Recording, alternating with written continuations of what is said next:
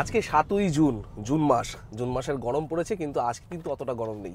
সকাল ৬টায় আমি আর বাবুদা, আগের ভিডিওতে বাবুদার সাথে আলাপ করিয়ে দিয়েছিলাম আপনাদের, আমি আর বাবুদা বেরিয়ে পড়েছি উড়িষ্যার শিমলিপালের উদ্দেশ্যে। আমাদের এই ট্যুরে আরও দুজন সঙ্গে যাবেন, তাদের সাথে আপনাদের আলাপ করিয়ে দেবো। নমস্কার, আমি অমিত ভট্টাচার্য, পেশায় ব্যবসায়ী। আমি জাহ্নবী ভট্টাচার্য, পেশায় শিক্ষিকা। এখন আমরা অনিকেতের সাথে বেড়াতে চলেছি। আচ্ছা, আমাদের প্রথম যে গন্তব্য সেটা হচ্ছে গিয়ে কোলাঘাট। কোলাঘাটে আমরা ব্রেকফাস্ট করব। সকালবেলা কেউই সেরকম খেয়ে দিয়ে বেরোয়নি, রাস্তায় বাবুদা একটু চা খাইয়েছিল, কিন্তু ওখানে ব্রেকফাস্ট করব। তারপরের গন্তব্য হচ্ছে কি আমাদের পাথরা। আমাদের জার্নির রাস্তার মধ্যেই পড়বে। আমি বললাম বাবুদাকে যে যাওয়ার সময় একটা সুন্দর জায়গা আছে, সেখানটা বাবুদাকে ঘুরিয়ে দেবো, একটা ঐতিহাসিক জায়গা, গুপ্ত রাজাদের আমলের সেই সময়কার মন্দিরের ভাস্কর্য আমরা চাক্ষুষ দেখব। আমাদের ৭১ কিলোমিটার কোলাঘাট, আর তারপর ১৩২ কিলোমিটার হচ্ছে গিয়ে পাথরা।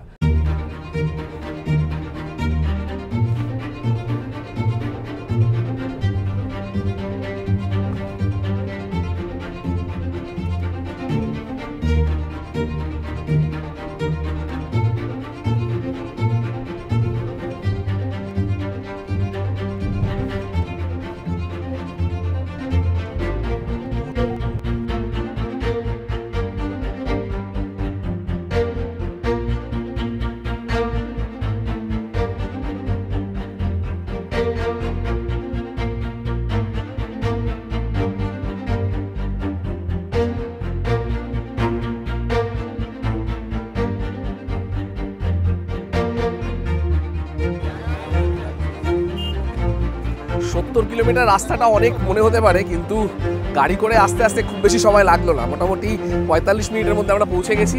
আমরা এই যে ধাবাটা, এটা হচ্ছে সেরা ধাবা। এখানে বাবুদা বললো যে এখানে খুব সুন্দর নাকি আলুর পরোটা পাওয়া যায়।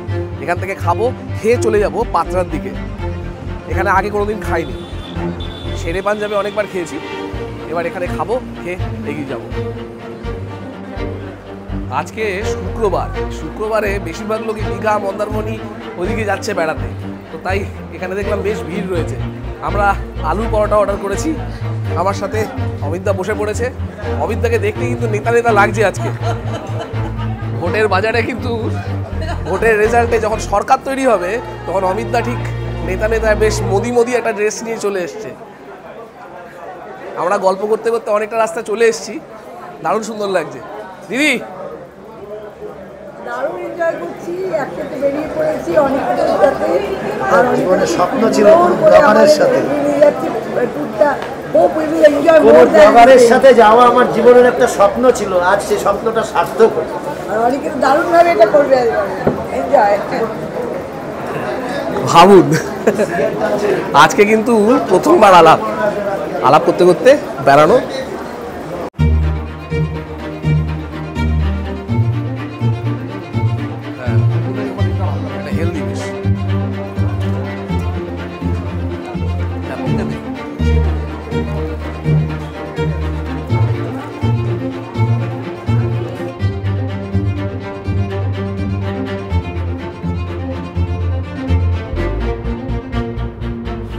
কোলাঘাটে দারুণ খাওয়া দাওয়া হয়েছে। এবার যেদিকে এগিয়ে যাচ্ছি সেই গ্রামটার নাম হচ্ছে কি পাথরা। এটা মেদিনীপুর শহর থেকে ১০-১২ কিলোমিটারের ডিস্টেন্স হবে। আমরা যেখান থেকে যাচ্ছি কোলাঘাট হয়ে, এখান থেকে মোটামুটি ৫০-৫১ কিলোমিটার মতন হবে। আমরা NH-16 ধরে এগিয়ে চলেছি। ইতিহাসের ব্যাপারে যদি বলতে যাই, একটা সময় গ্রাম বাংলার যে মন্দির নিয়ে আমরা দেখি বা মন্দির দেখার জন্য বিভিন্ন জায়গায় যাই, তার মধ্যে বিষ্ণুপুরের কথা অনেকে জানেন কালনার কথা। টেরাকোটার মন্দির হোক বা মাকড়া পাথরের মন্দিরের কাজ হোক, এগুলো নিয়ে প্রচুর চর্চা হয়। তার কারণ হচ্ছে যোগাযোগের সুবিধার জন্য ওখানে মানুষ বেশি যায়। এই পাথরা গ্রামটার কিন্তু ঐতিহাসিক একটা বিশাল গুরুত্ব রয়েছে।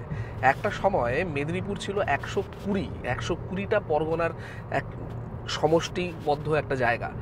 সেই পরগনাগুলোর মধ্যে একটা পরগনার নাম ছিল হচ্ছে কি রতনচক। এই রতনচকের নাম পরবর্তীকালে পরিবর্তন হয়ে নাম হয় পাথরা। পাথরায় কিন্তু প্রচুর মন্দির ছিল এক সময়। সেখানে আপনি জৈন ধর্মের প্রচুর নিদর্শন পাবেন, এবং তার মধ্যে হিন্দু ধর্মের নিদর্শন পাবেন। অনেকগুলো ধর্মের একটা অ্যামালগামেশন ওখানে থাকবে। অদ্ভুত ব্যাপার, এই মন্দিরগুলো বাঁচিয়ে সংরক্ষণ করার কাজ যে মানুষটা করেছিলেন তিনি একজন মুসলিম লোক। তার নাম ভদ্রলোকের নাম মোস্ট প্রবাবলি ইউনিস। তো আমি যদি পারতাম, সময় হতো, ওনার সাথে দেখা করে জায়গাটার সম্পর্কে আরও ভালো করে জানতে পারতাম। তো আমরা ঝটিকা সফরে যাব আর গিয়ে আপনাদের তুলে ধরবো পাথরার মন্দিরগুলোর অবস্থা এখন কেমন আছে। কংসাবতী নদীর তীরে পাথরা কিন্তু দারুণ সুন্দর জায়গা।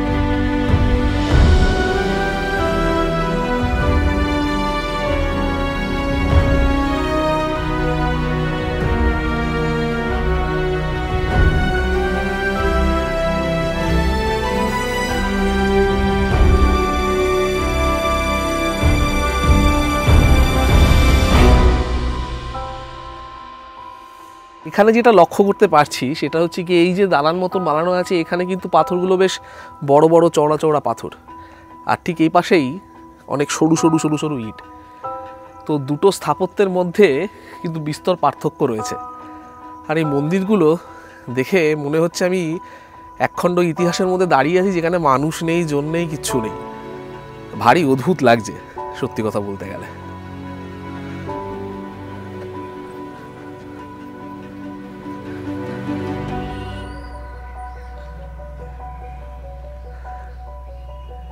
এখানে যে কটা মন্দির দেখতে পাচ্ছি প্রত্যেকটা মন্দিরই দেখে মনে হচ্ছে যেন শিব মন্দির, কিন্তু কোথাও কোনো শিবলিঙ্গ নেই। হয়তো আর্কিওলজিক্যাল সার্ভে অফ ইন্ডিয়া বা লোকাল মানুষ সরিয়ে নিয়ে গেছে শিবলিঙ্গগুলো, বা চুরি হয়ে গেছে, ইট চুরি হয়েছে হয়তো।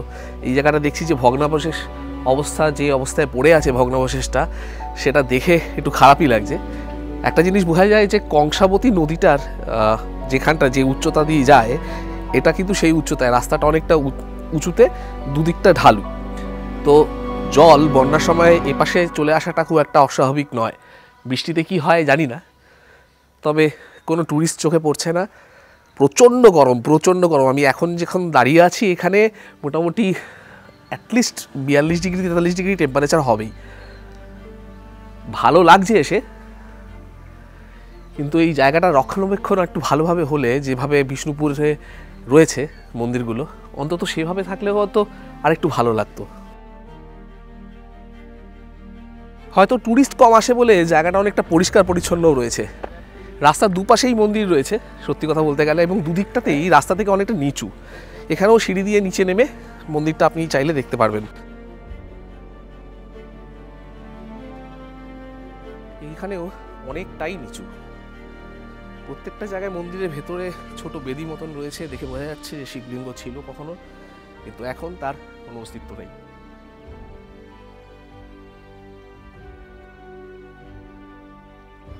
প্রত্যেকটা মন্দিরেরই একই দশা।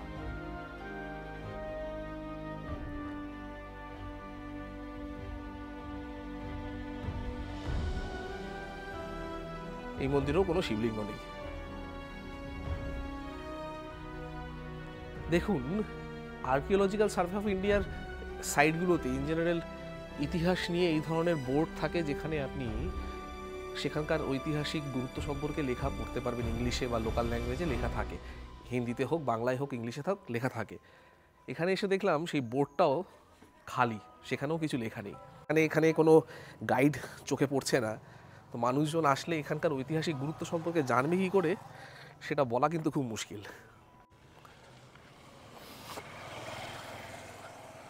শোনা যায়, আমি গুণে শেষ করতে পারিনি, শোনা যায় যে কটা মন্দির অবশিষ্ট রয়েছে এই পুরো চত্বরে টোটাল 34টা মন্দির পাওয়া গেছে যেটা রক্ষণাবেক্ষণ করছে এএসআই। কিন্তু আমি এখানে এসে একটা জিনিস মানে বারবার মনে হচ্ছে যে এরকম একটা ইম্পর্টেন্ট জায়গা, সেখানে মেনটেনেন্সের জন্য কোনো লোকই নেই।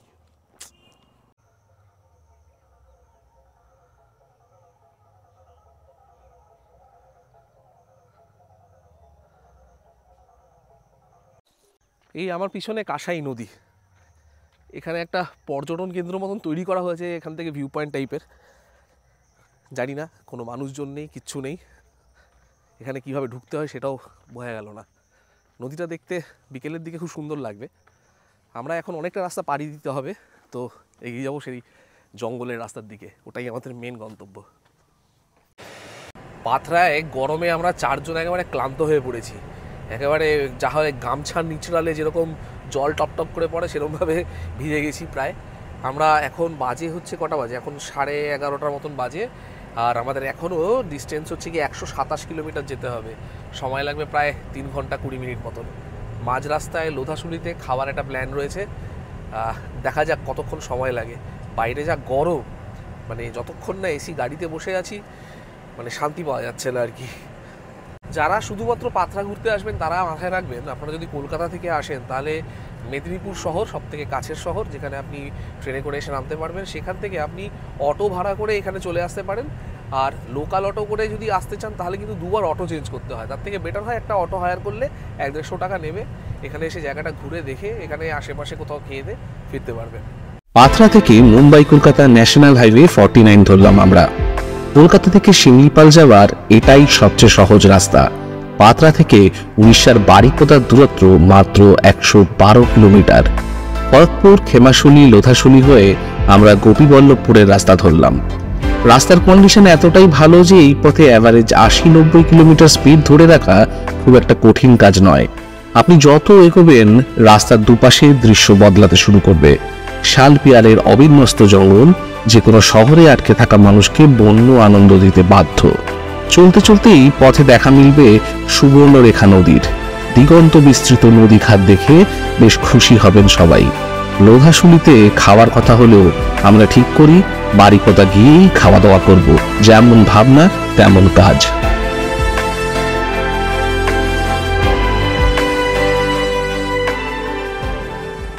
আমরা বারিপদায় এসে পৌঁছেছি, এখানে একটা ঝোড়ো হাওয়া দিচ্ছে, এখানে একটা Payel hotel and bus service রয়েছে, এখানে কিছু একটা খেয়ে নেবো। দুপুরে আমাদের কিছু খাওয়া হয়নি, তো দেখি কি পাওয়া যায়, খেয়ে তাড়াতাড়ি পৌঁছে যাব জঙ্গলের দিকে। তার কারণ হচ্ছে গিয়ে ওয়েদার আস্তে আস্তে খারাপ হবে এরকম একটা আশঙ্কা দেখা দিচ্ছে, তো আমাদের তো জঙ্গলে গিয়ে থাকতে হবে। এখনও 18 কিলোমিটার রাস্তা যেতে হবে, অনেকটাই রাস্তা জঙ্গলের মধ্যে দিয়ে যেতে হবে, তাড়াতাড়ি খেয়ে বেরিয়ে যাব। আমাদের এখানে আমরা ডিম নিয়েছি, ডিম, রুটি, শক্ত শক্ত করলা ভাজা রয়েছে, আলু ভাজা রয়েছে, আর একটা সবজি দিয়েছে। রুটি দিয়ে খেয়ে তাড়াতাড়ি করে বেরিয়ে যেতে হবে, ওয়েদার চেঞ্জ হচ্ছে, গরমটা আশা করি এবার একটু কমবে। খাওয়া দাওয়ার পরে আমরা পিটাপিটা সীতাকুণ্ডের রাস্তায় চলে এসেছি। রাস্তাটা দুদিকে চওড়ার হওয়ার কাজ চলছে, বাবুদা বললো প্রায় 6 ফুট দুদিকে 12 ফুট রাস্তা চওড়া হবে। আর যাওয়ার এই রাস্তাটাতে পাহাড়ের সিলভিট দেখতে পাওয়া যাচ্ছে। এই পাহাড় দেখতে পেলেই আমার মনটা কেমন করে ওঠে। কালকে কিন্তু জঙ্গল আর পাহাড় ঘেরা একটা দারুণ সুন্দর অনুভূতি নিয়ে আমরা ঘুরবো। আজকে যাচ্ছি বিকেল বিকেল হয়ে যাচ্ছে, যেরকম গরমের পরিস্থিতি দিয়ে যাচ্ছিলাম সেটা কিন্তু এখন আর নেই। চারদিকে আবহাওয়া অনেকটাই শীতল হয়ে এসছে।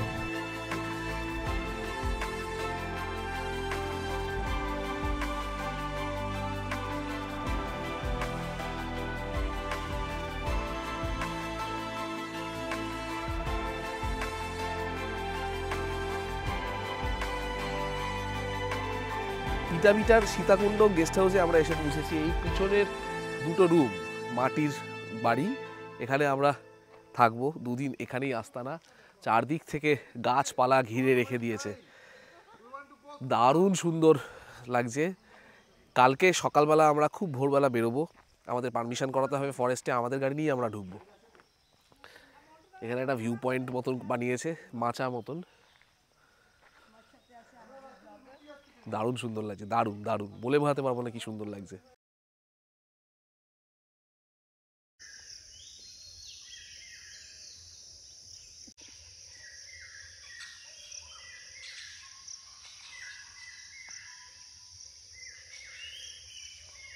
একটা দারুণ সুন্দর সকাল। এখন সকাল 5:30 মতন বাজে। আমরা ঘুম থেকে উঠে ফ্রেশ হয়ে গেছি, রেডি হয়ে গেছি, কারণ সকাল 6টার সময় শিমলিপালের গেট, এখানে পিটা গেটে আমাদের পারমিশন করাতে যেতে হবে। তো আমরা এখান থেকে গাড়ি করে যাব 100 মিটার মতন ডিস্টেন্স। এটা একদমই বেসিক একটা থাকার জায়গা। এটা মানে খাট আছে শোয়ার মতন, আর একটা বাথরুম রয়েছে, একটু পোকামাকড়ের উপদ্রব রয়েছে, কারণ এটা একদমই বেসিক। এখানে অনেক ফাঁক ফোকর রয়েছে যেখান থেকে পোকামাকড় ঢুকতে পারে। রাতের বেলা আমাদের খুব একটা অসুবিধা হয়নি, তার কারণ হচ্ছে কি আমরা গায়ে ওটোমস মেখে রাতেরবেলা শুয়েছি। এই ময়ূরভঞ্জ জেলাতে কিন্তু ম্যালিগন্যান্ট ম্যালেরিয়ার মশার প্রচুর প্রভাব রয়েছে, মানে প্রচুর পাওয়া যায়, কিন্তু সেটা বর্ষাকালের পরে উপদ্রবটা বেশি হয়, ভোরের দিকে মশাগুলো কামড়ায়। লাকিলি কালকে ওটোমস মাখার কারণে হোক বা যে কোনো কারণেই হোক মশার সেরকম উপস্থিতি লক্ষ্য করিনি। সকালবেলা উঠে এত পাখির আওয়াজ, আমার দারুণ সুন্দর লাগছে সকালবেলা। যারা আসবেন, যারা প্রকৃতিপ্রেমী, তাদের জন্য একটা নৈসর্গিক সকাল বলা যেতে পারে।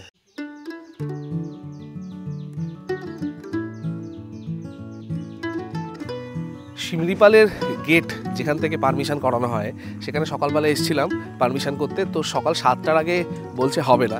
তো আমরা 100 মিটার ভেতরে, গেটের 100 মিটার ভেতরে একটু জিজ্ঞেস করে এলাম এই রিসোর্টটাতে। এই রিসোর্টটা দারুণ সুন্দর করে সাজানো গুছানো করে একটা রিসোর্ট। এখানে যদি থাকতে চান তাহলে খাওয়ার থাকা মিলিয়ে 2300 টাকা করে এনারা নেন। খুব সুন্দর ব্যবস্থাপনা এখানে রয়েছে। আর যদি রুম চান, এখানে একটা 4 বেডের রুম রয়েছে যেটা 6000 টাকা। আর ওই যে দূরে কটেজগুলো দেখা যাচ্ছে সেগুলো হচ্ছে 3500 টাকা করে।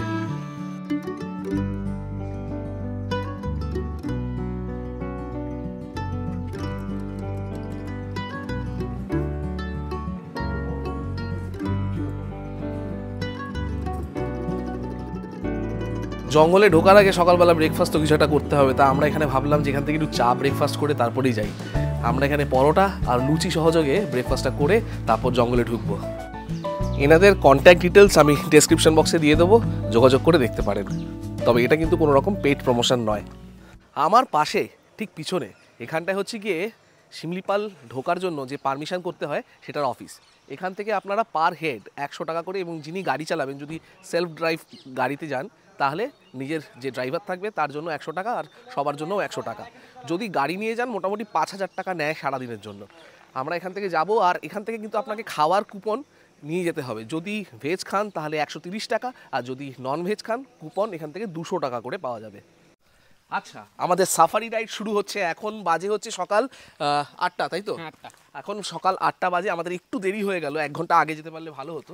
তো আমাদের সাথে সফর সঙ্গী আমাদের বাবুদা, সঙ্গে অমিতদা, জাহ্নবীদি, আমি, তার সাথে আমাদের সফর সঙ্গী পুরো জার্নিতে থাকবে যে সে হচ্ছে কি মন্টু মাহাতো, এই ফরেস্টের গাইড। এবার আমাদের আজকে যে জার্নিটা সম্পর্কে, আমরা কোথায় কোথায় যাব আর কোথায় কোথায় কি পাওয়া যাবে সেটা নিয়ে মন্টু আপনাদের জানাবে। গুড মর্নিং স্যার, আমার নাম হচ্ছে মন্টু মাহাতো।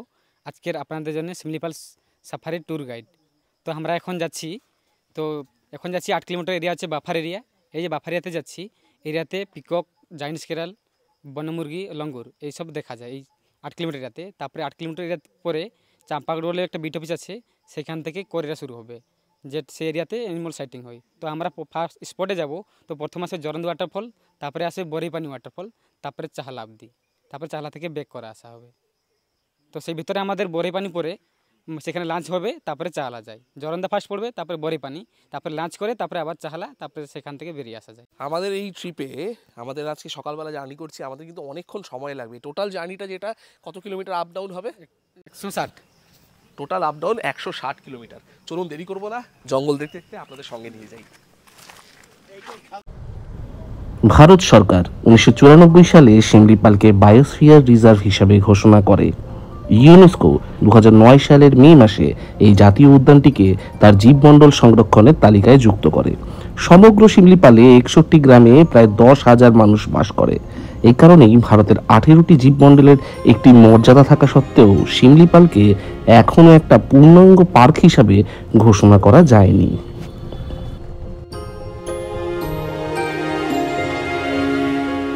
ঢুকে কিছুক্ষণ এগিয়ে এসে আমরা যেটা পেলাম, এই গেটটা, এটার নাম হচ্ছে কি তারাঝড়ি গেট।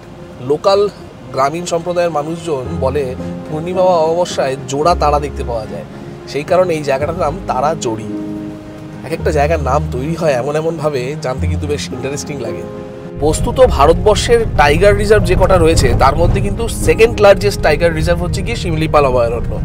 আমরা যেখান দিয়ে যাচ্ছি এই তাড়াজড়ি গেট থেকে আমাদের এখানে বাফার জোন শুরু হয়েছে। এখান থেকে আমরা 8 কিলোমিটার দূরে যে জায়গাটা যাবো সেটা হচ্ছে কি চম্পাগড়। চম্পাগড় থেকে শুরু হচ্ছে গিয়ে টোটাল কোর জোনটা। এই কোর জোনটা চলছে ভজম অবধি যাবো আমরা। ভজমের গেট সেটা এখান থেকে 20 কিলোমিটার। দারুণ সুন্দর রাস্তা, দারুণ সুন্দর লাগছে। আমাদের পুরো জায়গাটা গাইড করে দিচ্ছে মন্টু, কোথায় কি দেখতে পাওয়া যেতে পারে, কোন রাস্তায় কি গেছে, কোন নদীটা কোথা থেকে মিশেছে, সব কিছু জানছি, আপনাদের সঙ্গে নিয়ে যাচ্ছি। চলুন।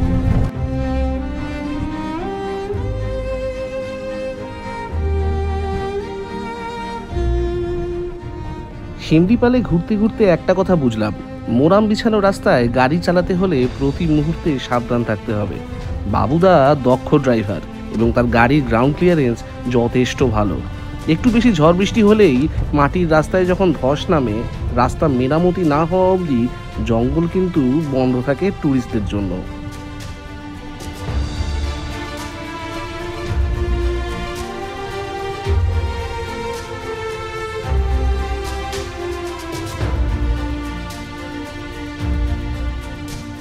এই যে বনলতা পাহাড়, পাহাড় দিশে কেড়ে সুন্দর, মোর দিন সরে না, মোর রাতি সরে না।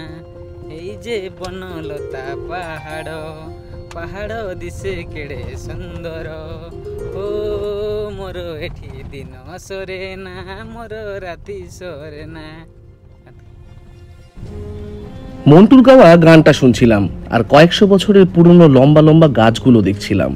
আহা, যদি এই জঙ্গল আর পাহাড়ের মাঝে থেকে যেতে পারতাম, আমারও দিনরাত কেটে যেত এই গানের লাইনের মতনই। শিমলিপাল ফরেস্টের মধ্যে টোটাল 108 রকমের অর্কিড দেখতে পাওয়া যায়। তার মধ্যে একটা এখানে দেখতে পাচ্ছি আমরা পিছনে।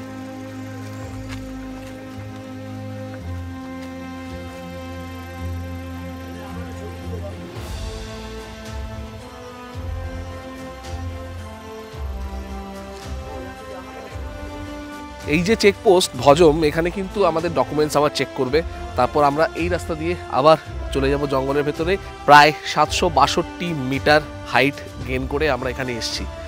একটা গিরগিটি দেখতে পাচ্ছি, এটা গিরগিটি না দক্ষ বুঝতে পারছি না, আপনাদের দেখাচ্ছি।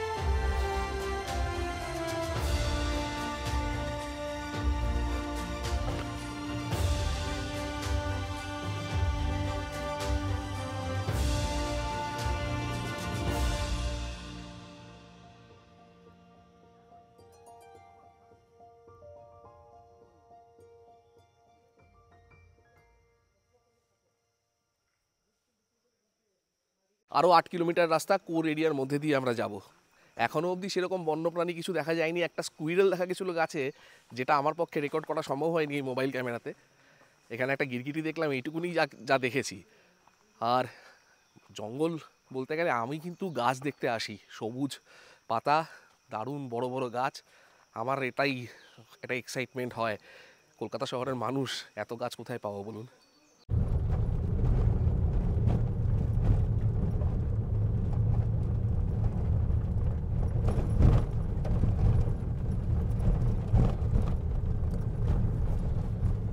একটা কোর টাইগার রিজার্ভ, সেখানে কিন্তু নিজেদের ড্রাইভ করে যাওয়ার মজাটাই আলাদা। একটা অন্যরকম থ্রিলিং একটা এক্সপিরিয়েন্স হয়, একটা অ্যাডভেঞ্চার, অ্যাড্রিনালিন রাশ টাইপের একটা ফিলিংস আসে। আমরা দারুণ সুন্দর যাচ্ছি, রাস্তা যথেষ্ট ভালো। বাবুদা বলছে যে আগে এর থেকে অনেক খারাপ অবস্থা ছিল, কিন্তু রাস্তা অনেকটা বেটার হয়েছে। এখানে কিন্তু আগে জিপ সাফারি হতো না, এখন সরকার থেকে যে ব্যবস্থা করা হচ্ছে ফরেস্ট ডিপার্টমেন্ট থেকে, সেটা হচ্ছে গিয়ে সামনের সেপ্টেম্বর বা নভেম্বর ম্যাক্সিমাম দেরি হলে এখানে 2-3টে সাফারি রুট তৈরি হচ্ছে। তো সেই হুড খোলা জিপ, যেটা ভারতবর্ষের বিভিন্ন জায়গায় আপনারা সাফারি করতে পারেন, সেই জিপ করে 1-1.5 ঘন্টার জার্নি যে সাফারিগুলো হয় কোর এরিয়ার মধ্যে, সেগুলো চালু হবে খুব শিগগিরই। তো আজকে তো এটা জুন মাসের শেষের দিকে আমরা এসেছি। এরপরে যখন আবার গেট খুলবে সেপ্টেম্বরের 15 তারিখের পরে, তখন থেকে কিন্তু আশা করা যায় যে জিপ সাফারির রুটগুলো চালু হয়ে যাবে। শিমলিপালের বিশাল জঙ্গলে প্রচুর জনজাতির মানুষ রয়েছেন। তারা জঙ্গল ছেড়ে বেরিয়ে আসার জন্য জনপ্রতি 8 লাখ টাকার প্রলোভনেও জঙ্গল ছেড়ে বেরিয়ে আসেননি। শহরের মানুষজন মাত্র 1000 টাকার বিনিময়ে কত কিছুর সাথে না আপোষ করেন প্রত্যেক মাসে। এই জনজাতির মানুষদের বহু লোকাচার আপনি জঙ্গলে এলে শুনতে পাবেন। সব মিলিয়ে জঙ্গলে প্রায় 18টি আদিবাসী পূজাস্থল রয়েছে। তারই মধ্যে একটা স্থল আমাদের দেখালো আমাদের গাইড। মা খড়কা দেবীর পূজা হয় সেখানে। এই জঙ্গলে নাকি এক ধরনের ঘাস হয় যা শুকিয়ে বাড়ির চালা তৈরি করলে রোদে কিংবা বৃষ্টিতে চালা সহজে নষ্ট হয় না। এই ঘাসের ভালো ফলনের জন্য এই পুজো। আরেকটা পূজা হয় অথরা দেউল পূজা। সেই সময় নাকি জঙ্গলের পশুরা মানুষ চলাচলের সুবিধার জন্য এই পথ থেকে সরে গিয়ে জঙ্গলের অনেক গভীরে চলে যায়। যে জঙ্গলে বাঘ লেপার্ডের অবাধ বিচরণভূমি, সেই জঙ্গলে পুজোর সময় মানুষ পায়ে হেঁটে 60-70 কিলোমিটার জঙ্গলের ভেতরে যায়। এমন অপার্থিব ঘটনা শুনে শহরের মানুষরা চমকে উঠতে বাধ্য। আমরাও তাই হলাম। আমার ভিডিও যারা দেখেন লক্ষ্য করবেন আমি অনেকবার ফরেস্টে গিয়ে বায়োস্ফিয়ারের কথা বলি। বায়োস্ফিয়ার কি? বায়োস্ফিয়ার হচ্ছে কি, যেখানে জঙ্গলের মধ্যে পশু আর মানুষ তার সহাবস্থান রয়েছে। এটার জন্য কিন্তু মানে যারা এখানকার আদিবাসী তারা তো বহু বছর ধরে জঙ্গলে বাস করে, সরকার কিন্তু এদের তুলে দেয় না। এখানে তাদের সব রকমের সুবিধা দেওয়ার চেষ্টা করছে, যতটা সরকারের পক্ষে এই বনের নির্জনতাকে মেনটেন করে দেওয়া সম্ভব পুরোটা করার চেষ্টা করছে। এই বায়োস্ফিয়ার জিনিসটা কিন্তু ভীষণ ইন্টারেস্টিং, পারলে গুগলে একবার সার্চ করে দেখবেন। এই যে গ্রামটা দেখলাম, এই গ্রামটার নাম হচ্ছে নিকিরদা। এখানে মানুষজন দারুণ সুন্দর হাড়িয়া বানায়। লোকাল লোকজন এটার নাম দিয়েছে ABCD, আদিবাসী কোল্ড ড্রিঙ্কস। আমরা এখান থেকে জোরান্ডা ওয়াটারফলসের দিকে যাব 6 কিলোমিটার, আর জোরান্দা থেকে আমরা যাব বারাইপানি 22 কিলোমিটার। দারুণ সুন্দর লাগছে, জঙ্গলের ভেতর দিয়ে মোরাম বিছানো রাস্তার মতন। এখানে কিন্তু অতটা এবড়ো খেবড়ো না যতটা আগে ছিল। গ্রামগুলোর জন্য রাস্তা একটু বেটার।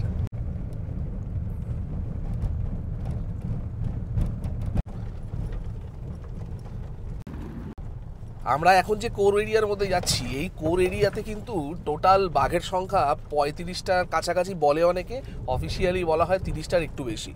আর লেপার্ডের সংখ্যা কিন্তু 100 ছাড়িয়ে যাবে। এখানে যারা আসবেন ভুলেও কিন্তু গাড়ি থেকে নামবেন না। আর আরেকটা জিনিস যেটা মেনটেন করবেন, আপনারা যদি সঙ্গে কিছু শুকনো খাবার নিয়ে যান, ভুলেও কিন্তু বাইরে কোনো খাবার ফেলবেন না। এটা ফরেস্টের নিয়ম, অবশ্যই মেনে চলার চেষ্টা করবেন।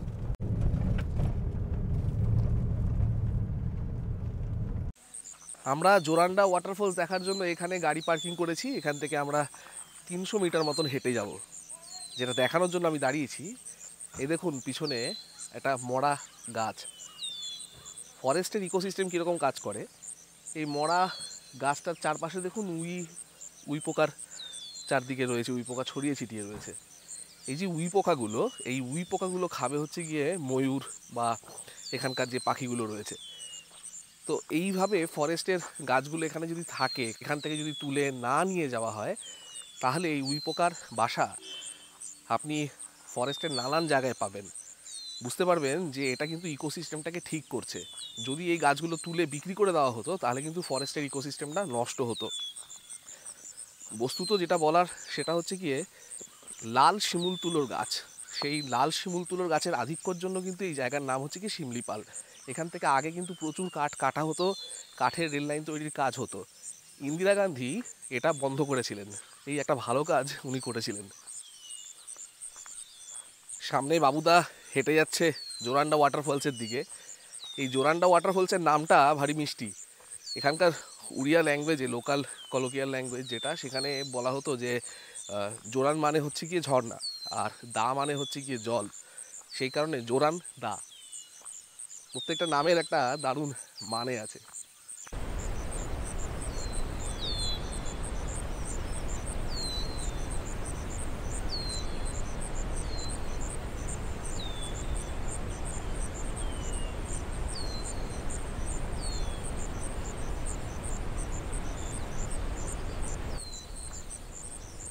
দারুণ সুন্দর লাগলো। অনেক দূর থেকে ঝর্ণাটা দেখলাম, প্রায় 181 মিটার হাইট থেকে জলটা পড়ছে, পাথরে লেগে ফেটে যাচ্ছে, এত দূর থেকেও আওয়াজ আসছে। এই জোরান্ডাতে কিন্তু একটা থাকার জায়গা ছিল, বাইরে থেকে খাবার নিয়ে এসে ওখানে থাকা যেত, 200 টাকা লাগতো মোটে। মাওবাদীরা সম্ভবত 2009 সালে এসে ওই জায়গাগুলো পুড়িয়ে দেয়। জোরান্ডা ফলস দেখে আমরা বারাইপানির রাস্তা ধরেছি। আমাদের 22 কিলোমিটার রাস্তা যাচ্ছিলাম। তো যেতে যেতেই ফরেস্টের পাশে আমরা একটা সুন্দর ছোট্ট নদী দেখতে পেলাম। বর্ষায় নদীর জল একদম ঘোলা হয়ে গেছে। ভাবলাম আপনাদের তো দেখাতেই হবে, না দেখালে তো ভারী অন্যায় হবে। তাই আমি আর জাহ্নবীদি নেমে এসছি। আমি আর জাহ্নবীদি হচ্ছে গিয়ে বয়সে সতেজ, বুঝলেন তো, আর সব বুড়ো বার্ধক্যের দল সব ওখানে আটকে গেছে, বলছে নদীতে নাকি ভেসে যাবে। ভেসে গিয়ে তো যাবো, সেই বাড়ে পানিতেই পড়বো, আর কোথায় যাব। এই আপনার জন্য নদী, এই যে জম্মু নদীটা রয়েছে, এই নদীটা কিন্তু বুড়িমালাম গ্রাম থেকে ঢুডুর চম্পা বলে একটা গাছ আছে, সেই গাছ থেকে এই নদীটা এদিকে এসছে, বাড়ে পানি গেছে। অনেকে ভাবে হচ্ছে গিয়ে বুড়িমালাম নদীর নাম, বুড়িমালাম শুধু নদীর নাম নয়, বুড়িমালাম বলে একটা গ্রামও আছে।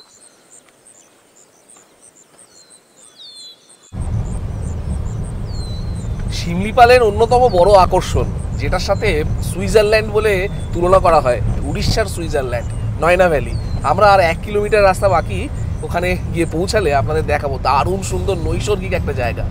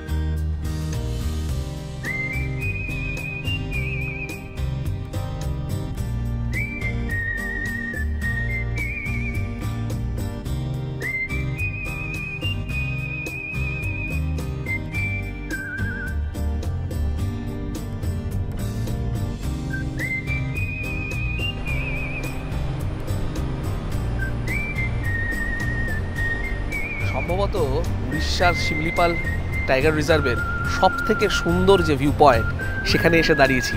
বারহে পানি ভিউ পয়েন্ট, পিছনে দেখা যাচ্ছে বারহে পানির সেই ফলসটা।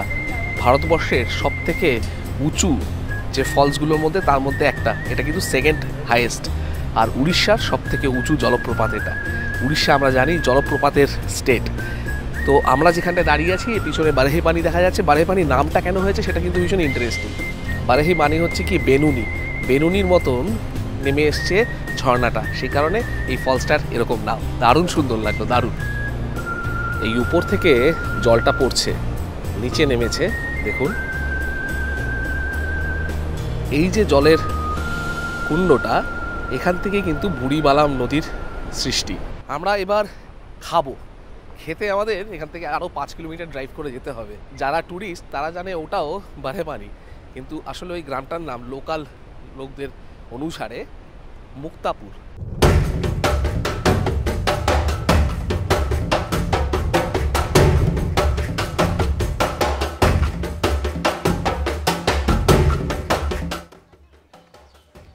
এই হচ্ছে বারহে পানির ক্যান্টিন। আমরা যে পিঠাবাটা গেট থেকে 130 টাকা করে ভেজ থালি অর্ডার করেছিলাম, সেই থালি কিন্তু এখানে সার্ভ করা হবে। এখানে যদি ননভেজ খেতে হয় তাহলে কিন্তু 200 টাকা করে লাগে, সেটা ওখান থেকে আগে থেকেই বলতে হবে। এখানে এসে কোনো ফরমাইশি খাবার দাবার এখানে কিন্তু পাওয়া যাবে না। আমরা ছাড়া সেরকম ট্যুরিস্ট নেই, মানে আমাদের আগে যারা এসেছিল তারা খেয়ে দিয়ে চলে গেছে সম্ভবত। এখানে বসার এরকম বন্দোবস্ত রয়েছে, ওখানে ক্যান্টিন সিস্টেমের খাবার দাবার, প্লেটে করে খাবার নাও আর পেটে সাবার করে নাও।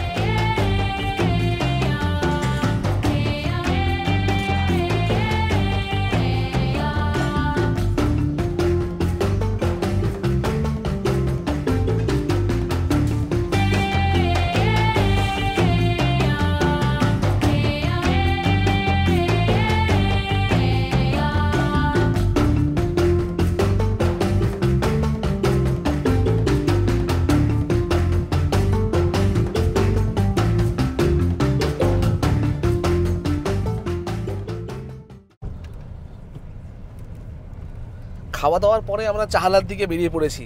যারা বারহে পানিতে থাকতে চান তাদের জন্য কিন্তু ওএফডিসির এখানে দারুণ সুন্দর একটা লজ রয়েছে, অনলাইন বুকিং করতে পারেন। রুম ভাড়া একটু হয়তো বেশি, কিন্তু জিওগ্রাফিক্যালি এই জায়গাটা কিন্তু খুব মানে একটা সেন্ট্রালাইজ পজিশনে রয়েছে। এখান থেকে আশেপাশের জায়গাগুলো খুব সুন্দরভাবে ঘুরে নেওয়া যায়, কারণ ডিস্টেন্সগুলো খুবই কম।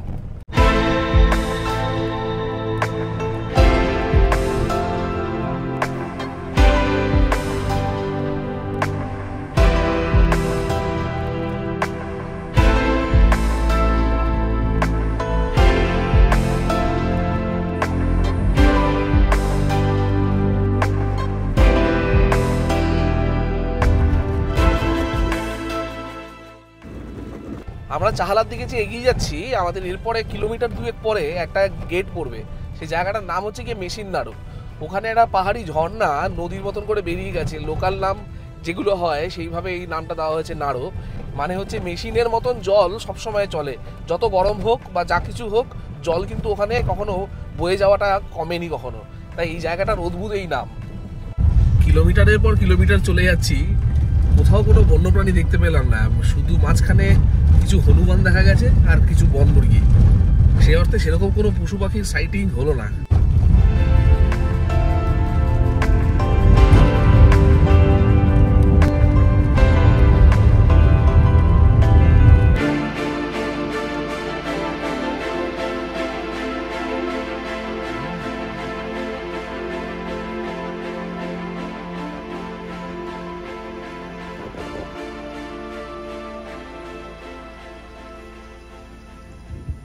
এখানে ঘাসের বনে হাইটটা একটু বেশি, যে কারণে আমরা যেই হাইটে রয়েছি সেখান থেকে খুব ভালো না হলেও হরিণ কিন্তু দেখতে পেয়েছি, ক্যামেরাবন্দি করতে পেরেছি।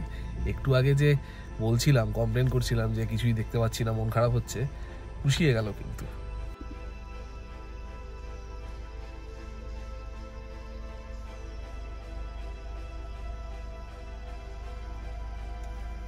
আমরা আবার একটা হরিণ দেখতে পেয়েছি।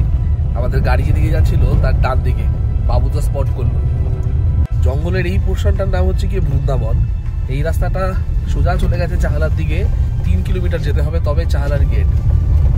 এই জায়গাটা কিন্তু বেশ গা ছমছমে একটা জায়গা, মানে এখানে না আসলে এই অনুভূতিটা আগের জায়গাগুলোতে কিন্তু ফিল করিনি।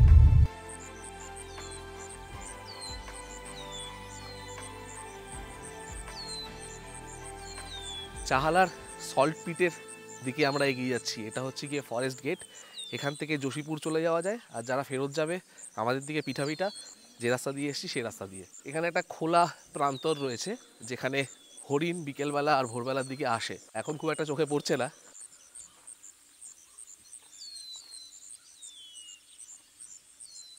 এখানকার এক রাজা ছিল, সে রাজার নাম ছিল পূর্ণচন্দ্র ভঞ্জ। তার এখানকার এই এরিয়াতে শিকার করার একটা স্বভাব ছিল। তার ফেভারিট যে জিনিসটা সে শিকার করতো সেটা ছিল ময়ূর। ভঞ্জ ময়ূরকে শিকার করতো, সেই কারণে এই জেলার নাম হয়েছিল ময়ূরভঞ্জ। এই চাহালা জায়গাটা হচ্ছে কি, ওই জায়গাটা দেখুন একটা স্লোপ মতন রয়েছে, তো ওখানে যত সল্ট পিট সল্ট লেক মতন ছিল সেখানে বর্ষার জল জমে গেছিলো। তো ওখানে যখন প্রচণ্ড বৃষ্টি হচ্ছিল, পশুগুলো দৌড়ে নামতে গিয়ে ওখানটা স্লিপ খেয়ে পড়ে যায়। তো সেই কারণে এই জায়গাটার নাম চহলা। মানে চহলা মানে হচ্ছে কি স্লিপ খেয়ে পড়ে যাওয়া। পিছনে যে লাল বাড়িটা দেখতে পাচ্ছেন, ঠিক ওখানটায় ছিল পূর্ণচন্দ্র ভঞ্জের বাড়ি, মাকড়া পাথরের তৈরি।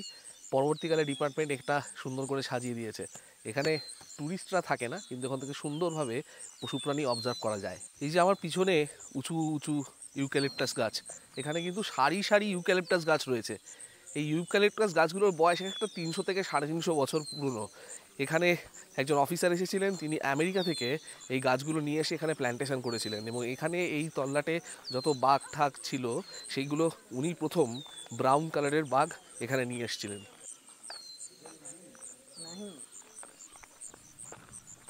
আমাদের এখান থেকে 80 কিলোমিটার যেতে হবে, অনেকটা রাস্তা যেতে হবে। আকাশে মেঘ ডাকছে, তাড়াতাড়ি করে গাড়ি উঠে ফেরত যাব পিঠাপিঠা।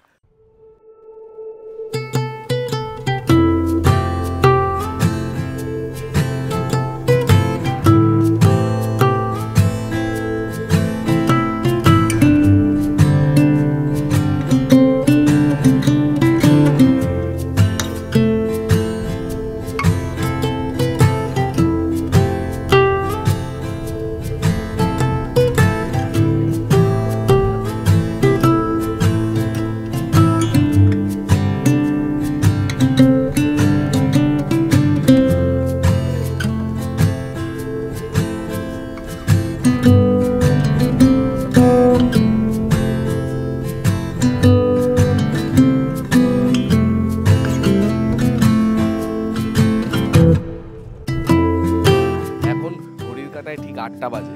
আমরা জাস্ট এসে পৌঁছেছি সীতাকুণ্ড রিসর্টে। মানে কোমর টোমর ধরে গেছে, কিন্তু দারুণ এনজয় করতে করতে এসেছি। আর বাবুদার গাড়ি চালানো হ্যাটস অফ। আমার এই শিমলিপাল অভিযান এখানেই শেষ, এই এপিসোডটা। আমার নাম অনিকেত, আর আপনারা দেখছেন আমার ইউটিউব চ্যানেল অনিকেত আনকেজড। সঙ্গে থাকবেন, ভালো থাকবেন।